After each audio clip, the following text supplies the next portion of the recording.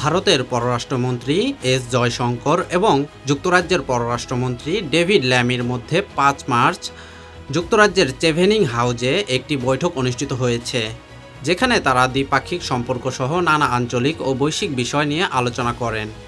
S Jaishankar এক্সের এক পোস্টে জানান, তারা ইউক্রেন সংঘাত, পশ্চিম এশিয়া, বাংলাদেশ এবং কমনওয়েলথ ইস্যু নিয়ে আলোচনা করেছেন। তিনি বলেন, ভারত যুক্তরাজ্য সম্পর্ক বিশ্বে স্থিতিশীলতা ও সমৃদ্ধির পথে অবদান রাখছে।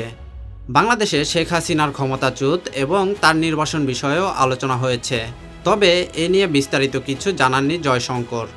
শেখ হাসিনা গত বছর ভারতে পালিয়ে আসেন এবং শোনা গিয়েছিল যে তিনি যুক্তরাজ্যে আশ্রয়ের আবেদন করেছিলেন, কিন্তু যুক্তরাজ্য তাকে আশ্রয় দেয়নি।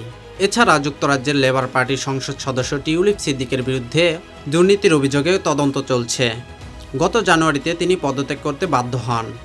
এসব বিষয় নিয়েও আলোচনা হয় এই বৈঠকে, যা ভারত যুক্তরাজ্য সম্পর্কের ভবিষ্যৎ উন্নয়নে সহায়ক হতে পারে। Desk report, metro TV.